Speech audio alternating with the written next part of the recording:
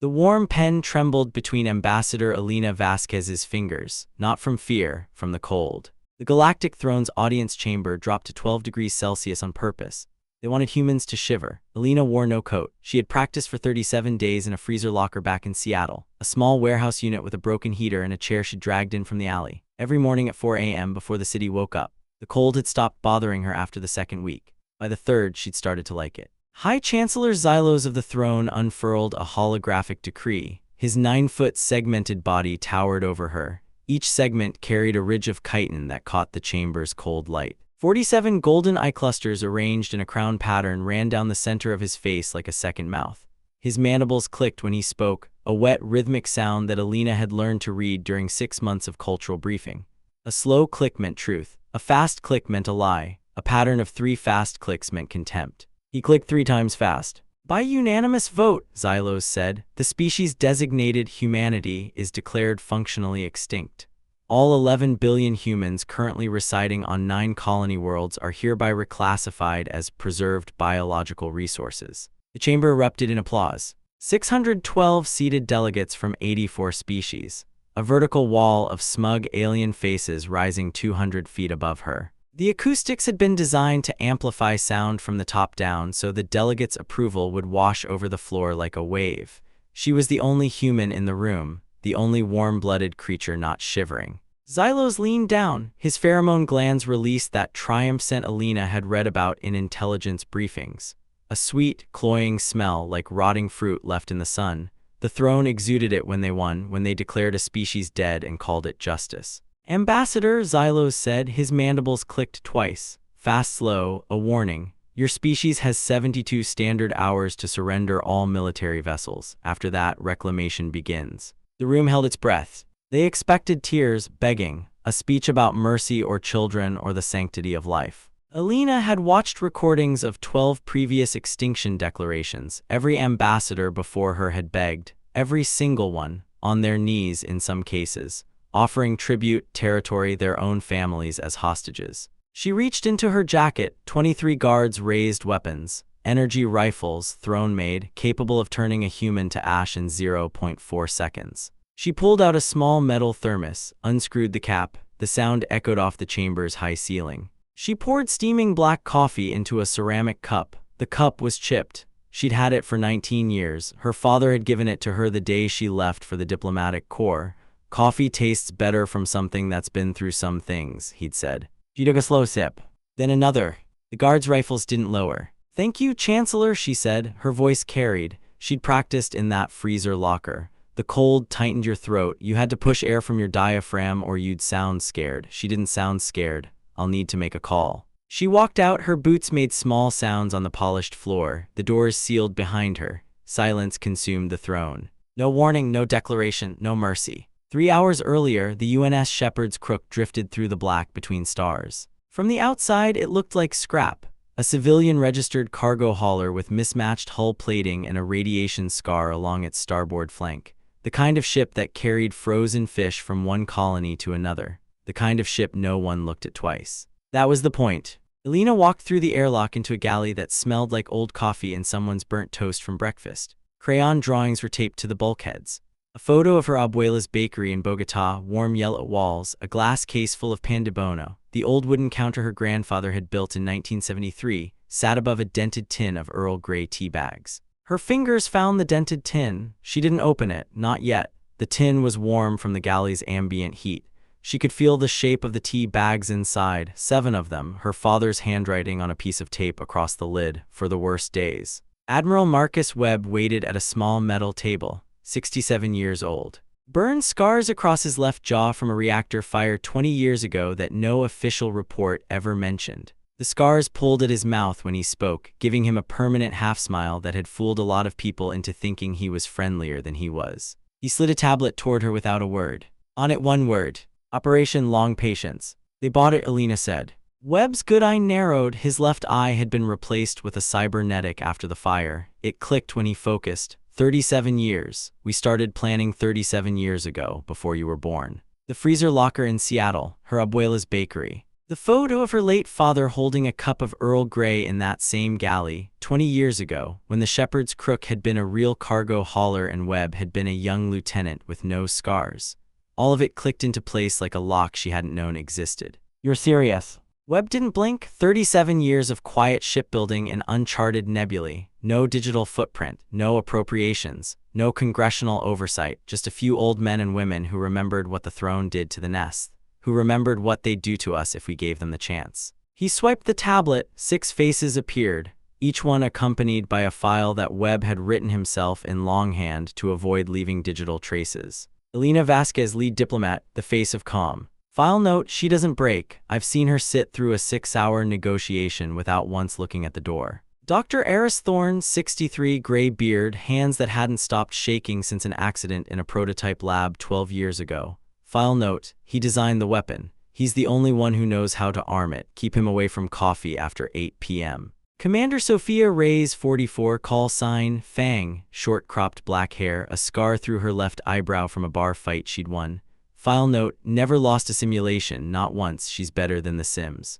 LT, Commander James Oda, 51, quiet eyes, a gold wedding band worn thin. File note, 12 years undercover in throne space. His wife thinks he works in logistics. She doesn't know anything. Gunnery Sergeant Mariam Idrissi, 39, 2.4 meters of silent muscle. File note, her parents were taken when she was 9. She hasn't spoken about them in 20 years. She doesn't need to. Watch her hands. Ensign Leo Park, 24, baby face, caffeine dependence, a savant with alien encryption. File note, cracked throne military codes in his dorm room at the academy. He was supposed to be studying for finals. He got a C in history. Worth it. We're the only crew that knows everything, Webb said. 6 people, 1 ship, 11 billion humans depending on us not fucking this up. Elena poured herself more coffee. The photo of her abuela's bakery caught the light. Beside it, a 5-year-old's crayon drawing of a dog with 3 legs. Lopsided purple, the word happy misspelled in blue crayon. Your grandson's work, Webb asked. He calls it happy tripod. Webb smiled. It didn't reach the scars. My granddaughter draws cats. They look like potatoes with ears. Show me what we've got. Dr. Thorne pulled up a hologram of Xylos 9. His hands shook less when he was explaining things. The projector had been salvaged from a wrecked freighter. It cast a blue light that made everyone look like they were underwater. The throne's home system, a brown dwarf at the center, too small for fusion, radiating only residual heat from its formation.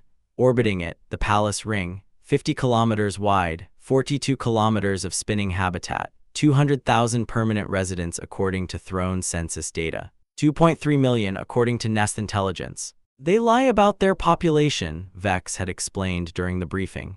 They want other species to think they're fewer than they are. It makes their military supremacy seem more impressive. They have 1,247 capital ships, Thorne said. We have 47. Elena didn't flinch. 47 ships, 18,203 crew, 6,912 missiles, 4,002 railgun rounds, and 3 warheads. 3, Elena said. Thorne zoomed in on the archive spire, a 3-kilometer tower at the heart of the palace ring. The hologram showed it in cross-section, levels of genetic storage, data vaults, cryogenic archives, 11,000 years of throne history. Every species they'd ever conquered, cataloged and stored. 3, but we only need 1. A door hissed open. Elder Vex of the Nest walked in, 7 feet tall, pale green carapace that had faded with age. Manus-like limbs folded in a gesture of respect that the throne had demanded of her species for 419 years. She wore throne diplomatic robes, gray silk, high collar, a small pin on the left breast indicating her status as a compliant species representative. Vex had not been compliant for a very long time. She'd just been waiting. Ambassador Vasquez, Vex said. Her mandibles clicked softly, not like Xylos's lies, but like a woman clearing her throat before telling the truth. I am with justice. You're with us. I have read your history. Vex's compound eyes reflected the hologram's blue light. The Monroe Doctrine, the Nuremberg Trials, the Truth and Reconciliation Commission, the International Criminal Court. Your species has done terrible things, but you write them down, you build museums to your own shame, you name your dead. She stepped closer, the galley's air changed, a faint green smell like crushed ferns after rain. The throne has never apologized for anything. They erase species and call it reclamation. They do not remember because remembering would require admitting they were wrong. Vex clicked again. The sound was softer this time, almost sad. I have located 47 other subjugated species. 6 have agreed to help. She listed them.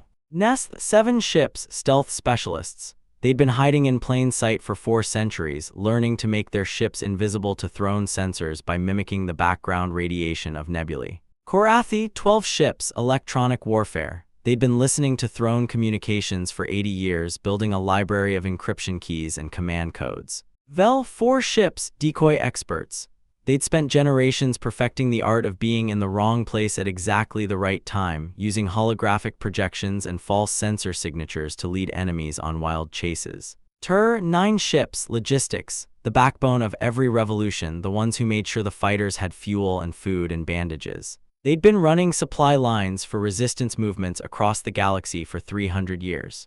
Zan, 11 ships, infantry transports. They'd been moving slaves in secret for decades, building an underground railroad that stretched across throne space. Ith, 3 ships, medical, the ones who'd patch up the wounded and pretend they didn't see the stolen throne encryption keys in the crew's pockets. 52 ships total, Webb calculated, with our 47, 99 ships still outnumbered 12-1. Elena set down her coffee cup. The ceramic made a small sound against the metal table. Then we don't fight fair. Webb's scarred jaw tightened. That's the first smart thing you've said all day. She stood, walked to the galley, pulled out the dented tin. 7 Earl Grey tea bags, a gift from her late father. He'd given her the tin the day she graduated from the diplomatic corps.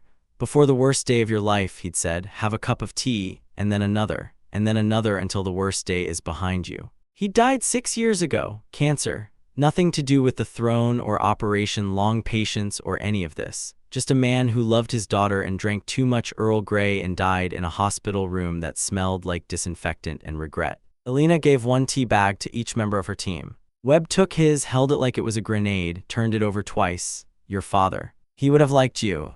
I doubt that. He liked everyone who was honest about being an asshole. Thorne's shaking hands steadied around the foil wrapper. He brought it to his nose, inhaled. Earl Grey, bergamot, my mother used to drink this. Reyes snorted but didn't refuse. She tucked the tea bag into her chest pocket next to a photograph of her wife and daughter. I'll save it for after. Oda folded his into his pocket without looking. His wedding band caught the light. My wife drinks green tea. She says Earl Grey tastes like soap.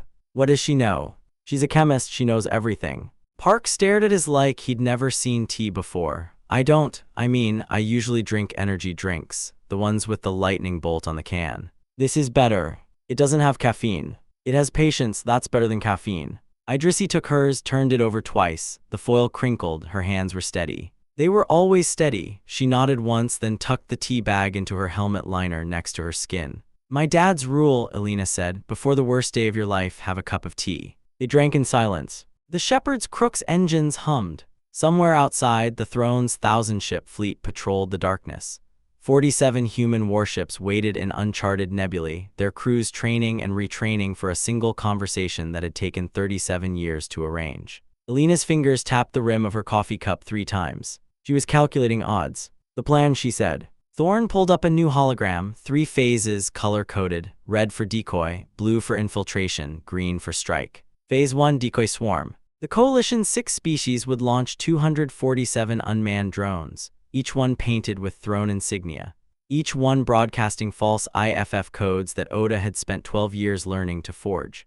The throne's orbital defense grid would light up, tracking ghosts, chasing shadows, wasting ammunition on nothing. Estimated confusion window, Thorne said, 18 to 22 minutes. After that, their computers will start flagging the discrepancies. That's enough, Webb said. Phase 2, corkscrew entry. The Shepherd's Crook, still disguised as scrap, would drift through the chaos. No weapons hot, no active sensors, just momentum from a slingshot maneuver around the brown dwarf's gravity well. 18 minutes of silent coasting, while the throne's entire military chased decoys. The approach vector, Reyes said, is the key. We're using the brown dwarf's gravity to bend our trajectory. The throne's defense grid isn't calibrated for objects moving on a curved path at this velocity. They never thought anyone would try, Oda added. Their whole doctrine is based on head-on engagements, straight lines, direct approaches. They don't do curves. Phase 3, the package. Idrissi leaned forward. Her shadow fell across the hologram. The eraser. Thorne nodded. A 40-kilogram quantum phase shifter. A cylinder of compressed exotic matter wrapped in a magnetic containment field. It didn't explode. It removed matter from this dimension. Phased through normal walls like they weren't there. Detonated in the central gene bank vault of the archive spire. 14 seconds from trigger to vanish, Thorne said. The containment field collapses. The exotic matter expands. Anything within a 3-kilometer radius is shunted into a different quantum state. What does that mean in English? It means it stops existing.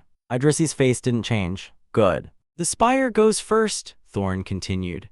Then the rest of the palace ring, because they designed the whole thing with that spire as a load-bearing anchor. Without it, the ring's structural integrity fails in approximately 11 minutes. Vex's mandibles clicked. 42 kilometers of throne civilization, their entire dynasty, every record, every slave ledger. Every gene bank of every species they've erased in 11,000 years. Alina turned to Idrissi. How long once you're inside? Depends on how many of them try to stop me. Assume all of them. Idrissi's face didn't change. Then I'll need a faster ship. Webb pulled up the specs, a stripped-down dropship. No weapons, no shields, 1 engine, 1 seat, 1 warhead. We pulled it out of a salvage yard, Webb said. It was scheduled for demolition. We rebuilt it from scratch. New engine, new navigation, new everything. What's the old part? Webb pointed to the pilot's seat. That it's comfortable. The dropship had no armor, no countermeasures, no escape pod. It was a missile with a seat. She's calling it the Eraser, Webb said, because that's what it does. Idrissi stood. Walked to the bay doors, pressed her palm against the cold metal. The doors were scarred from a dozen previous missions, cargo runs that had never happened, deliveries that existed only on forged manifests. My parents were taken when I was 9, she said, not to anyone in particular, just to the door. I don't remember their faces anymore. I remember the sound their shoes made on the deck plates when the throne guards walked them out, a soft sound like rain on tin. She turned around. I want to erase that sound. Alina's coffee had gone cold. She didn't pour another cup. How many of their ships will be in the way? Thorne pulled up the numbers. The palace ring has its own defense grid, 312 orbital platforms. Each one carrying enough firepower to turn a cruiser into gas. Each one networked to the others. If one platform detects you, all 312 know your position within 0.3 seconds. And the Eraser phases through matter. The platforms can't hit what they can't see, but they can hit the dropship before she ejects the warhead. Idrissi cracked her knuckles, one at a time, a small sound in the quiet galley, snap, snap, snap. Then I'll have to be faster than their computers. 18 minutes of coasting, Webb said, then a 4-minute burn from the edge of the ring to the spire, at 11,000 kilometers per hour. Idrissi nodded. What's my margin? If you're off by half a second, the defense grid paints you. If you're off by a full second, you're dust. She walked to the dropship, ran her hand along its hull. The metal was cold, unpainted, gray. What's the survival rate for this mission? Webb didn't answer. That's what I thought. She pulled down her helmet, sealed the collar. The visor reflected Alina's face back at her, tired, older than she'd looked this morning, older than she'd looked before the throne chamber. Don't catch me, Idrissi said. Tell my kids mom was useful. The bay doors opened. Alina grabbed her shoulder, held on longer than she meant to. 42 kilometers of palace ring, their entire dynasty, every record, every slave ledger, every gene bank. Idrissi's visor fogged once, then cleared. I know the briefing. Then go. On the bridge of the Shepherd's Crook, Elder Vex monitored the decoy launch. The nest had spent 4 centuries learning how not to be seen. Their ships moved like shadows through the throne's sensor nets. 247 drones launched in 9 waves over 47 minutes, each one painted with the insignia of a throne battle group that didn't exist. Each one broadcasting a tactical profile that had been carefully fabricated from Oda's 12 years of intelligence work. 89% of defense platforms are tracking ghosts, Vex said. Her mandibles clicked, a slow, satisfied rhythm.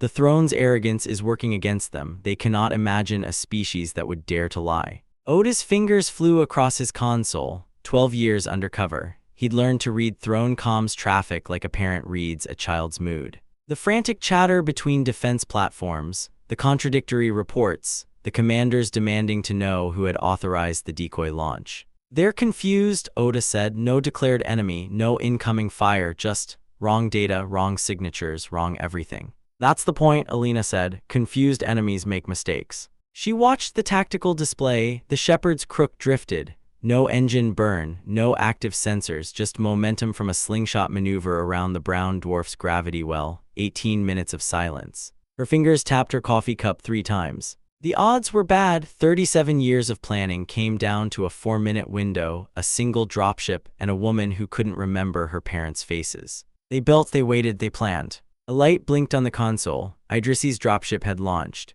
"She's in the slipstream," Reyes said, following the corkscrew. "No active emissions. The defense grid sees nothing. Keep it that way." 14 minutes of coasting left. Webb stood behind Alina. His scarred jaw was set. His cybernetic eye clicked softly as it tracked the dropship's trajectory. "You know, when I started this, you were 2 years old. Your mother was still alive. Your father hadn't met her yet. I know the timeline."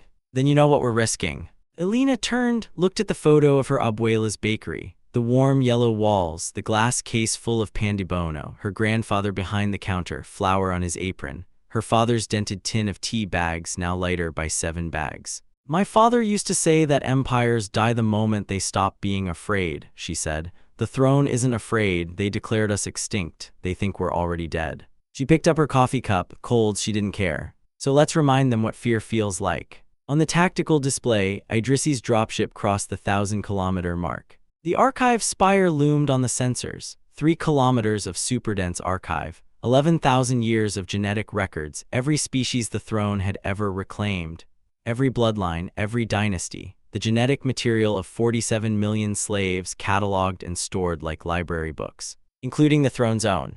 "They designed it that way," Thorne had explained during the briefing. "They put all their genetic history in one place because they believed no one could reach it.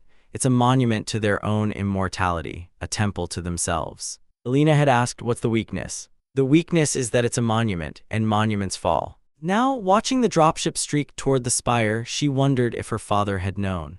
If he'd looked at her the day she graduated and seen not a diplomat but a woman who'd one day watch a 40-kilogram warhead erase an empire. Vex's mandibles clicked. 200 kilometers to the spire's outer wall. The defense grid is still tracking ghosts. They have not seen her. 11,000 kilometers per hour, Reyes said. Impact in 65 seconds. Alina's hand found the dented tin. Empty now. 7 tea bags, 7 debts, 7 people who'd drunk in silence before the worst day of their lives. The dropship signal flickered, then held. 50 kilometers. Webb leaned forward. His knuckles were white on the console. "Come on, Miriam." 30 kilometers. Alina closed her eyes, saw Idrisi's helmet visor fogging, saw the photo of Happy tripod taped to the bulkhead, saw her abuela's bakery warm and smelling of cinnamon, a place where the throne had never been and would never go. 15 kilometers. She opened her eyes. "Eject," she said. The dropship signal pulsed once. Then the world changed. The dropship signal pulsed once. Then the world changed. 14 seconds. That was all it took. 14 seconds between the moment Idrisi's thumb pressed the trigger and the moment the archive spire stopped existing. The tactical display couldn't process what it was seeing. One frame, the spire was there. A 3-kilometer tower of superdense archive, 11,000 years of throne history, every genetic record of every species they'd ever erased. The next frame it was gone, not exploded, not collapsed. Gone. A cylinder of empty space where a monument used to be. "The spire," Reyes said. Her voice was flat, not calm. Flat, the kind of flat that comes after your brain has given up trying to understand what your eyes are telling it. "The spire is gone." "I see it," Alina said. "No, I mean it's gone, it's not there. The sensors are showing nothing, not debris. Not energy signatures, nothing." Thorne's hands had stopped shaking, they were perfectly still on the console. The phase shifter worked. The containment field collapsed. The exotic matter expanded. Anything within 3 kilometers of the detonation point was shunted into a different quantum state. What does that mean in English? It means the spire is not in this dimension anymore. It's not anywhere we can reach. It's not anywhere. On the display, the rest of the palace ring began to crack. The spire had been a load-bearing anchor. The throne had designed their capital around it because they believed no one could touch it. A monument to their own immortality. A temple to themselves. Monuments fall. The first crack appeared at the ring's inner edge where the spire had connected to the habitat's main structural spine.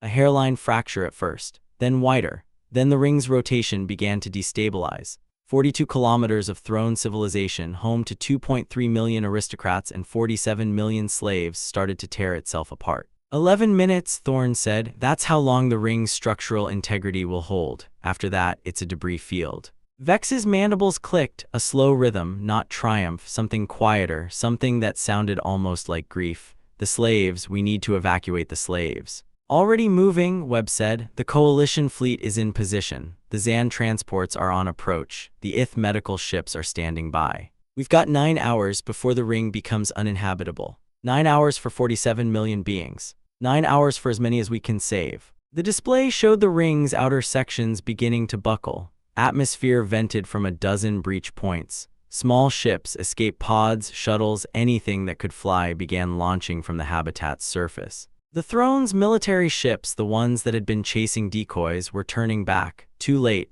The decoy swarm had bought 18 minutes. The strike had taken 14 seconds. By the time the throne fleet realized what had happened, the palace ring was already dying. Webb leaned back in his chair, his cybernetic eye clicked softly. Casualty report, initial estimate. Thorne pulled up the numbers, his voice was quiet. Throne dead, 2,318,447. Survivors, 12, the ones who were off station when the ring collapsed. High Chancellor Xylos was not among them. His flagship was docked at the Spire's base when the phase shifter detonated. Elena's coffee cup was cold, she didn't pour another. And our people. Human casualties, 0. The slaves, 47,112,009 rescued as of this moment. The number is climbing. She looked at the dented tin. Empty. 7 tea bags used, 7 debts paid, 7 people who'd drunk in silence before the worst day of their lives. She thought about Idrissi, about the dropship with no armor and no shields and 1 seat. About the woman who'd pressed her palm against the bay doors and said she wanted to erase the sound of her parents' shoes. Did she make it? Webb pulled up a second display. A single signal, weak but steady, broadcasting from a life pod that had ejected from the dropship 3 seconds before the phase shifter detonated. She's alive, the life pod's heat shield is compromised. The Ith are on their way to pick her up, she's going to have some burns. She'll be fine. She's Mariam Idrissi, she'll say it's nothing and ask for coffee. Elena almost smiled, almost. 1 week later. The cargo bay of the Shepherd's Crook smelled like recycled air and something else. Something Elena couldn't name, not grief, not relief, something in between. 47 stones sat on a metal table. Each one was different. Some were smooth river stones that Webb had picked up from a beach on Earth 30 years ago. Some were sharp-edged gravel from a construction site on Mars. Some were pieces of broken concrete from a colony that no longer existed. Each one represented a human life lost during the 37 years of Operation Long Patents. Elena stood before the stones, her coffee cup was in her hand, full, hot, she didn't drink. Ensign Taki Yamamoto, she said, her voice carried through the cargo bay. Died 19 years ago, reactor coolant leak on the supply ship Taikta. He was 23 years old, he liked to play chess and never let anyone win. She placed a stone on the table, a small black stone smooth as glass. Technician Sarah Weiss, died 16 years ago. Radiation poisoning from a faulty shield generator on the construction platform Gagarin. She was 31. She had a daughter who was born 3 days after she died. The daughter's name is Myra. She's 16 now. She wants to be a pilot. Another stone, gray, sharp edges. Captain Hassan Mirza died 12 years ago. Thorn patrol ambush near the Korathi border. He was 44. He had a wife and 2 sons. The younger one plays the cello. The older one joined the service. He's on the cruiser Defiant right now. He doesn't know what his father did. Another stone, brown, flat. She read all 47 names. Each one got a stone. Each one got a silence. The silences were different lengths. Some were long, some were very long. The longest was for a woman named Priya Chandrasekar who had died building the quantum phase shifter's containment field. She had been 29. She had no family. She had volunteered because she had no family. She had said, if something goes wrong, no one will have to write a letter to my mother. Elena's voice cracked on that name, just a little, just enough for Webb to hear. After the 47th stone, she stepped back. The table looked like a graveyard, a small one, a human one. We didn't win, she said. The throne declared us extinct. We proved them wrong, but 47 of us are dead. 2.3 million of them are dead. 47 million slaves are free. She picked up her coffee cup, cold again, she didn't care. Humanity isn't strong because we build weapons. We're strong because we build graveyards and museums and tea kettles. We remember, we name our dead, we apologize for our mistakes. She looked at Vex, who stood at the edge of the cargo bay, her pale green carapace reflecting the overhead lights. That's what the throne never understood. Power without memory is just violence, and violence always collapses. Vex bowed her head, her mandibles clicked once. Slow, then may your species teach the galaxy how to remember. Elena walked to the galley. The dented tin was still on the counter, empty. Her father's handwriting on the tape across the lid, for the worst days. She opened it, nothing inside, just the smell of Earl Grey, faint after all these years. She poured fresh coffee for everyone. The pot had been sitting on the warmer for an hour. It was dark and bitter and exactly what they needed. "One cup at a time," she said. She handed Webb his cup. He took it. His burned hand was steady. "I've been doing this for 37 years, he said. "I've seen a lot of bad days. This one isn't bad. It's not good either." "No, but it's something." Later, Alina sat in the galley alone. The crayon drawings were still taped to the bulkheads. Happy tripod, purple and lopsided, a photo of her abuela's bakery, her father's dented tin. Her coffee cup was empty. She didn't pour another. She thought about the throne chamber, the cold, the click of Xylos's mandibles, the way the delegates' applause had sounded like rain on a metal roof. She thought about Idrissi's helmet visor fogging, about Webb's scars, about the 47 names she'd read aloud. She thought about what came next. The throne empire had collapsed. The subjugated species were free. The coalition was already negotiating a new galactic order. The humans, the ones the throne had declared extinct, were very much alive. But that was a different story, a longer one, a harder one. For now, there was coffee, there was the dented tin, there was a 5-year-old's drawing of a dog with 3 legs. "One cup at a time," Alina said again, to herself, to the empty galley, to the photo of her father who had given her the tin and told her about worse days. The ship's engines hummed. Somewhere outside, the stars were still there.